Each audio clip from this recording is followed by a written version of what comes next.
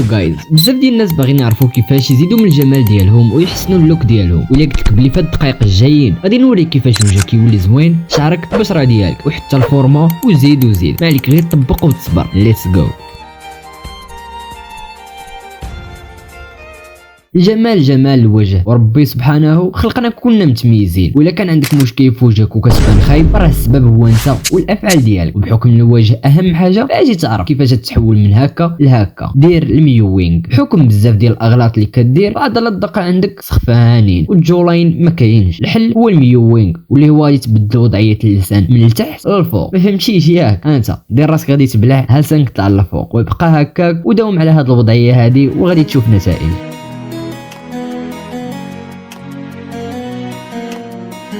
تقول لي بلي راه الميوينغ قلبنا عليه ولقينا راه خاصو وقت بزاف باش يبانوا النتائج. داكشي علاش غادي نقول لك ما غنديروهش غير بوحدو، غادي نزيدو معاه شي تقنيات باش يعطيونا نتائج احسن وفي وقت اللي قصير بزاف. وتبع معايا هاد الخطوات.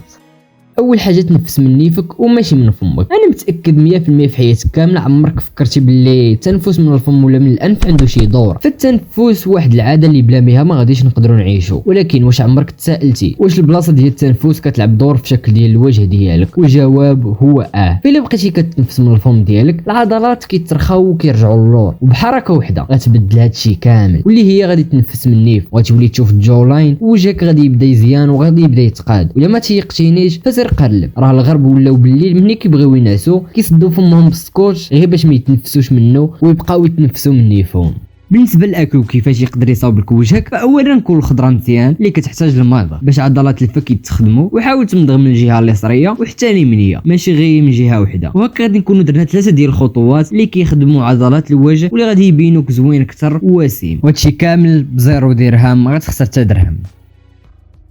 ندوزو الفقره الثانيه واللي مهمه بزاف بالنسبه للوجه ديالك، وهي البشره. حيتاش البشره نقيه وصحيه وما فيهاش حبوب، ماشي هي واحد البشره اللي شاحبه وعامرها حبوب. باش نوصلوا للبشره اللي بغينا فسهله، غادي نطبقوا نقاط اللي بساط وسهلين. الحاجه الاولى هي خاص يكون عندك واحد سكين كير روتين اللي خاصو يكون سامبل وما صعيبش ومعقد وفيه قوه البرودكت الخاويين، لا. ولكن قبل ما نحددوا هاد السكين كير روتين اللي سامبل وسهل، خاص نحددوا نوع البشره ديالنا. وإلا ما كتعرفش فراه ساهله، ما عليك غير تغسل وجهك بالماء وتنشفو وتصبر واحد المده ديال ساعتين. موراها الا لقيتي وجهك مزيت وكيلمع فالبشره ديالك دهنيه. وإلا كانت مزيته غير في شي مناطق اولا ديك اللمعان كاين غير في شي مناطق بحال الجبهه اولا النيف اولا من تحت الفم، البشره ديالك مختلطه. اما الا ما كان لا لمعان لا حتى حاجه وكانت بحال البشره ديالك مقشره فعندك بشره جافه. وإلا كانت البشره حمراء فراه بشره حساسه. وإلا ما كانت حتى حاجه من هادشي اللي قلنا كامل فراه بشره عاديه.